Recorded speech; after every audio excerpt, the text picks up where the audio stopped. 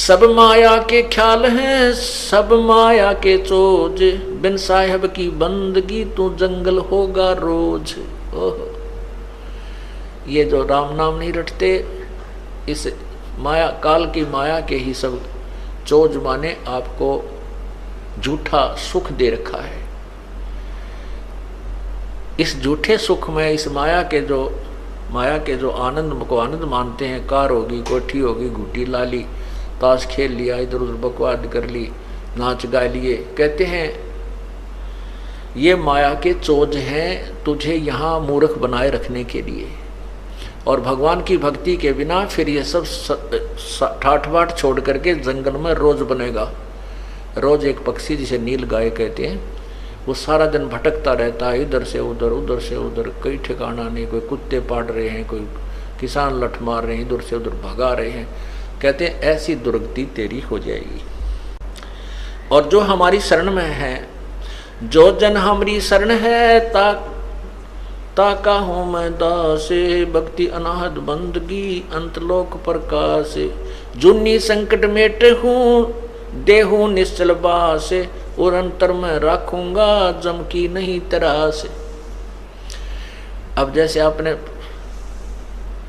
पहले सुना वाणी में, अमृत वाणी में, कि माया हुई तो क्या हुआ, भूल रहा नरभूत, पिता कहेगा कौन को, तू वैश्या का पूत। अब कहते हैं जो हमारी भक्ति करता है उसके लिए क्या बताते हैं कि जुन्नी संकट मेटे हूँ, देहू निश्चल बास। निश्चल उस शाश्वत स्थान सतलोक में आपको निवास दूंगा, आपका वहाँ ठिकाना बना दूंगा, और उरंतर में रखूंगा। अपने जैसे बंदरिया अपनी छोटी सी बच्ची को सीने से लगाए फिरता है, नीचे चिपका लेता है, वर्षा से भी, गर्मी सबसे बचाने की चेष्टा करती है। जैसे भी उसके पास समाधान है, वो अपने बच्चे को सीने से लगाए फिरते हैं। कहते हैं ऐसे मैं आपको अपने हृदय के अंदर इस प्रकार बचा के रखूंगा, और काल की त्रास पीड़ा को तेरे तक नहीं आने दूंगा। जुन्नी संकट मेट हूँ, देहू निश्चल बासे, उरंतर में राखे हूँ जम के नहीं तरासे। इस माटी के मैल में मगन भया क्यों मूडे, कर साहेब की बंदगी उस साई को ढूंढ, उस साई को। ओए होए, तत्ब्रह्म गीता जी के अध्याय नंबर 8 के मंत्र नंबर 1 में कहा है कि किम तत्ब्रह्म, किम अध्यात्म, किम अधियज्ञ और किम अध्यात्म पुरुषोत्तम।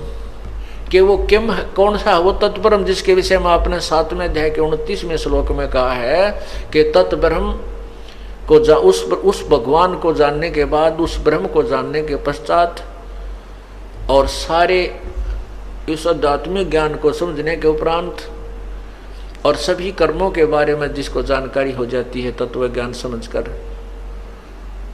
उसके पश्चात वो व्यक्ति तो केवल जन्म मृत्यु से ही छूटने का प्रयत्न करता है, यहाँ की किसी भी वस्तु की इच्छा नहीं करता।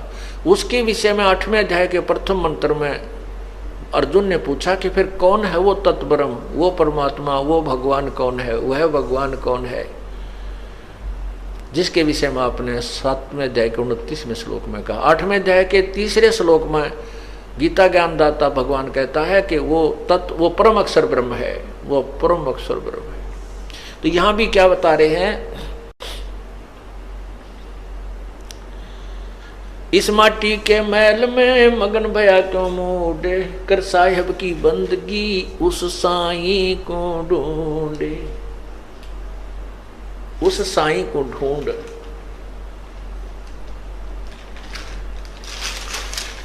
उस परमात्मा, उस साई माने उस भगवान को,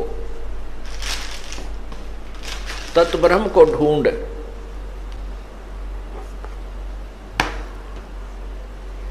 अब उस परमात्मा को कैसे ढूंढना, जैसे गीता जी अध्याय नंबर 17 के श्लोक नंबर 23 में कहा है कि उस परमात्मा के पाने का मंत्र है ओम तत्सत। ओम तत्सत, ओम ब्रह्म का जाप है, और तत् जो है ये परब्रह्म का जाप है। तत् सांकेतिक जो सार, जिसको सतनाम प्राप्त हो गया है वो समझेगा। अब जैसे हम प्रथम मंत्र में आपको ओम नाम दिया जाता है, वो सावित्री ब्रह्मा जी का जाप है, अर्थात वो स्वाद चक्र को खोलने का की कुंजी है। अब स्थान स्थान पर अंतर होता है। जैसे एक लड़की के पिता का नाम भी हवा सिंह है और पति का नाम भी हवा सिंह है। अब स्थान स्थान पर अंतर है। जिस पिता से जन्म हुआ है उसका नाम भी हवा सिंह है, उसमें उसका भाव पिता वाला है, और जिससे उसका विवाह हुआ उसका नाम भी हवा सिंह है, उसमें उसका वहाँ वो पति हवा सिंह ही जाना जाता है। वही हवा सिंह नाम जो है वहाँ पति है। तो कहने का भाव ये है कि जो ओम मंत्र आपको प्रथम मंत्र ब्रह्म गायत्री में दिया जाता है तो वो सावित्री और ब्रह्मा का जाप है। और जब आपको सतनाम के अंदर जो नाम दिया जाता है यही नाम ये ब्रह्म का जाप है। और तत् जो दूसरा मंत्र है वो परब्रह्म का जाप है। जैसे अब तीसरा नाम लेने की होड़ सी लगी थी, सार नाम लेने की, सार शब्द लेने के लिए हमने बार बार प्रार्थना आ रही थी कि हमें सार नाम दो जी, सार नाम दो जी, तीसरा नाम दे दो जी। अच्छा भाई, अभी जेल से आए हैं, अभी थोड़ा सा अपनी व्यवस्था में बनाने में थोड़ा टाइम लगे, हमने 2-3 महीने लगे और आपको सार नाम देंगे, अवश्य देंगे, क्योंकि ये तो आपके लिए सारा साजबाज जोड़ रखा है। अब उनको बुलाया, उनसे परीक्षा ली तो 485 में थे, मेरे ख्याल में 40 पास हुए। ओ तेरा गजब भैया। अब एक तेन्यू तक लाना देगा, बोला जी आपने ढंग से ना बताया नाम देते समय। अरे तेरा गजब हुए, तीसरा नाम तो PhD का है। उसने कहा कि आपने केवल ये बताया था कि ये नाम ऐसे जपना है, दूसरा तत् ऐसे जपना है, आपने नोतना बताया यो ब्रह्म का है, यो परब्रह्म का है। वह बोला ये सत्संग करते समय मैं बता कौन से रागनी गाया करता, यही तो बताता हूँ, तुम्हारे को ये देखना था तुम्हारी बुद्धि कहाँ काम करती है। वो तेरा गजब हो यो। और फिर मन ने उलाना देने का, आपने ढंग से ना बताया है, यह भी उलाना उठूंगा भाई। आए सत्संग में बताता हूँ, हर बार कहता हूँ कि तत् यो ब्रह्म ओम ब्रह्म का जाप है, और तत् जो दूसरा मंत्र ये पर ब्रह्म का जाप है, और तीसरा पूर्ण ब्रह्म का जाप है। और फिर भी उलाना मेरे सिर पे। और तेरा पहली क्लास की बातें करते हो बच्चे, कोई बात नहीं, इसलिए आपको बार बार बुलाया गया है और ये अभ्यास आपका होगा। तीसरा नाम देना तो परमात्मा ही देना है, और उसमें फिर आपके पास समय भी नहीं है। जैसे उस दिन 485 नाम लिखा गए थे, 285 भाग गए, 200 रह गए, 200 में थे 20-30 वो पास हुए। वो भाग्य उनके पास एक दिन और रुकने का समय नहीं था। रोहतक गए, रोहतक तो निकल गए उधर के उधर, कदे फिर घर के छो माजा। अरे पुण्यात्माओं, परमात्मा पाने के लिए ये नाम तो ऋषि में ऋषियों को नहीं मिला जिन 88-80 हजार वर्ष तक तप किए, और आपको एक दिन और रुकने में परमात्मा निकटाव थे और वो भी छोड़ के भागे। तो फिर तीसरे नाम के योग्य भी हो कहाँ गए? अपनी नमज आप टटोल लिया करो एक आदि पर कि हम कितने योग्य हुए हैं। सार नाम इब्राहिम सुल्तान अधम बलक बुखारे का बादशाह था, उसने घर त्याग दिया। परमात्मा ने कहा था बेटा जा बेशक तो अपना राज्य भी कर, भक्ति कर। तो उसने कहा नहीं पिता, नहीं परमात्मा, अब तो बच्चे संभाल लेंगे, वो सियाने हो गए, अब उस नरक में नहीं जा सकता, और मुझे अपनी लकड़ी तोड़ कर बेच करके मैं अपना व्यवस्था कर लूँगा। करना तो पड़ेगा काम, लेकिन यहाँ कर लूँगा, अपनी मजदूरी करके अपना पेट निर्वाह करके अपनी भक्ति करता रहूँगा। तो उसने ऐसा ही कि एक झोपड़ी डाल ली, जंगल में लकड़ी तोड़ लावे बेच आओ बस बाजार में, और बैठ कर अपना 5-4 दिन उन खा ले, फिर एक दिन एक इठड़ी एक बंडल फिर तोड़ के डाल जाओ। इस तरह अपनी भक्ति कर रहा था। प्रथम मंत्र दिया, फिर सतनाम दिया प्रभु ने, फिर सार नाम के लिए, क्योंकि सत्संग में सुनता रहता था, फिर कहा भाई सार नाम भी दिया जाएगा, सार नाम के बिना मोक्ष नहीं हो सकता। तो वो सार नाम के लिए प्रार्थना करता था, प्रभु आपका दास सार नाम के योग्य हो गया हो तो देख ला प्रभु, कृपा करना आपके दास पर, बहुत अधीन हो गया था। परमात्मा ने कहा भी अवश्य बेटा, नाम जब तुम योग्य हो जाएगा अवश्य नाम देंगे। तो एक दिन प्रभु ने कहा भी तुमको सार नाम दिया जाएगा, आप ऐसे ऐसे उस दिन वहाँ आना हमारे पास आश्रम में या जैसे भी कोई स्थान निहित किया।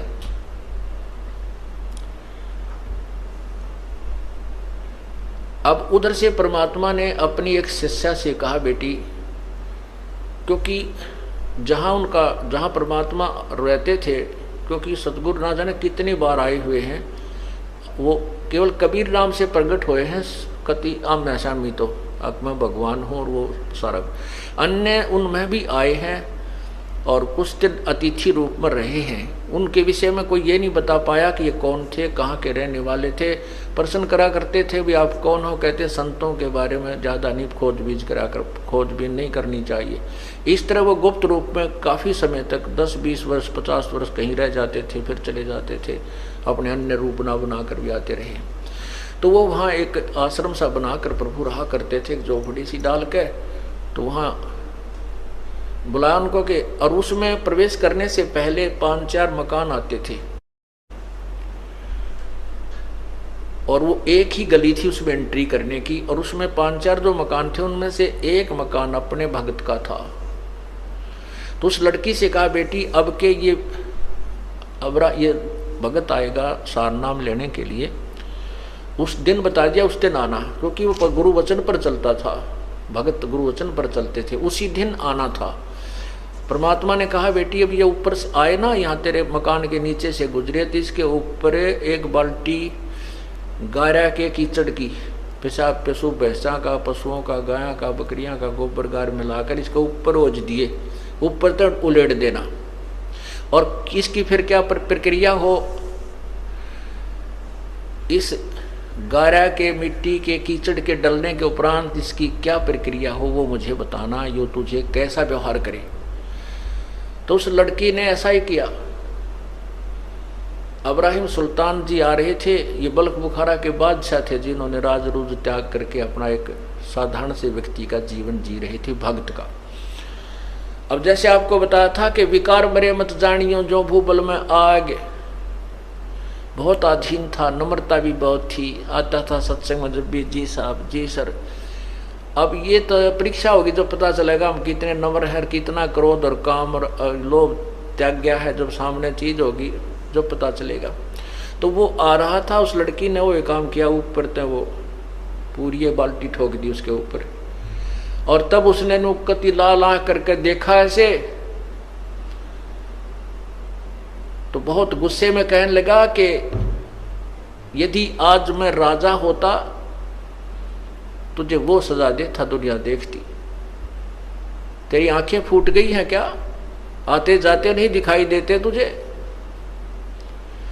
अब वो लड़की थोड़ी सी देर के बाद नहा धो कर अपने वहाँ भी पहुंच गई आश्रम में। तब पूछा बेटी वो किया आपने फार्मूला प्रयोग? बिल्हा जी किया। तो क्या प्रतिक्रिया हुई भक्त की? उसको नहीं पता था कि ये कभी राजा भी था, लड़की को नहीं मालूम था कि ये राजा था, क्योंकि वो नहीं बताता था। तब उसने पूछा, लड़की ने अपने परमात्मा से, गुरुदेव से, कि हे भगवान क्या ये राजा था? तो उसने, गुरुदेव ने यानी परमात्मा ने, कबीर जी ने कहा, क्यों बेटी क्या बात है? कि जब मैंने इसके ऊपर बाल्टी डाली ना, पानी का कीचड़ डाला, तो मेरे से खुद क्रोध में कहने लगा यदि आज मैं राजा होता, अगर आज मैं राजगद्दी पर होता, राज्य ना छोड़ा होता, तो तुझे वो सजा देता, यहाँ संसार देखता। बेटा बेटी बस यही देखना चाहूँ था मैं, इसकी नब्ज देखना चाहता था, ये तीसरे नाम के योग्य हुआ है कि नहीं। ठीक है बेटी, राजा था ये, और बहुत बड़ा राजा था, इसने बहुत ही कुर्बानी की है। तब वो सत्संग के उपरांत जब भी गुरुजी विराजमान हुए आसन पर और कहा भी आ जाओ जिसने सार नाम लेना है, वो उठकर गया, प्रार्थना की कि आपका दास सारनाम के योग्य हो गया हो तो दया करियो प्रभु। तो परमात्मा ने कहा, नहीं बेटा, अभी तू राजा है, भक्त नहीं बना है। वो कहता, नहीं गुरुदेव, नहीं, मैं तो बिल्कुल आपकी कृपा से, आपके कहने से ही उसी दिन से राज को त्याग दिया है मैंने। परमात्मा बोले, नहीं, मैं जो कह रहा हूँ वो सही है, तू राजा है। और फिर कहता, नहीं जी, आप नहीं जी, बिल्कुल नहीं।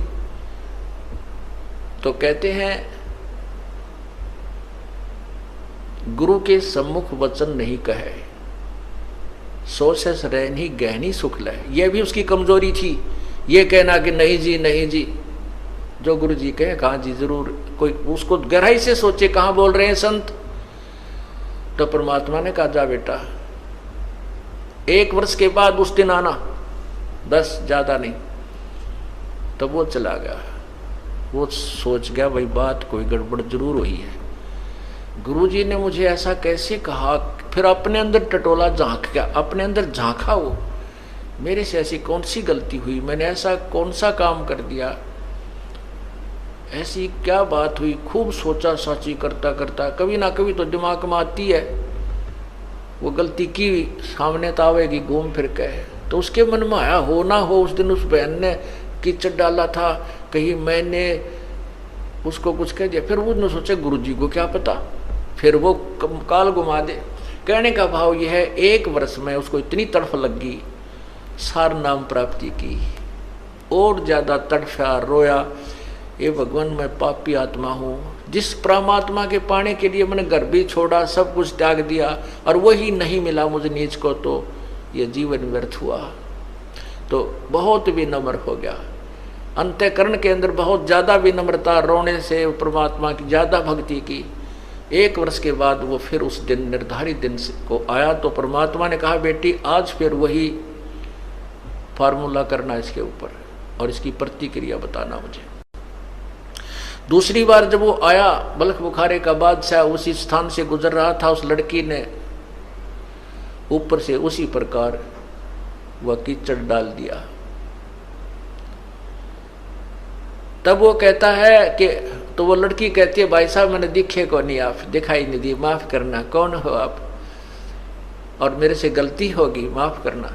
कहने लगा, बहन ये कोई बात नहीं, ये तो मिट्टी के ऊपर मिट्टी ही डाली है, ये 5 तत्वों का शरीर भी मिट्टी है, ये भी कुबाड़ा है, आपने इसके ऊपर कुबाड़ डाल दिया, कोई बात नहीं, नहीं ना धो लूंगा, क्या बिगड़ गया इन कपड़ों का।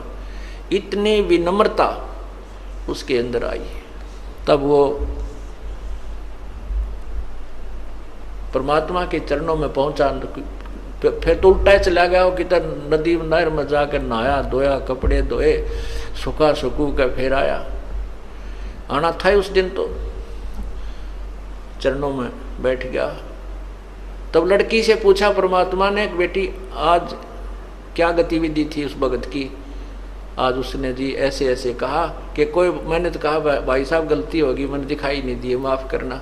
वो कहने लगा, नहीं कोई बात ना बहन, माटी पर माटी ये तो डाली है, इससे क्या फर्क पड़ गया, मिट्टी पर मिट्टी ही डाली है, अब धो के नहा धो के आ जाऊंगा, क्या फर्क पड़ गया।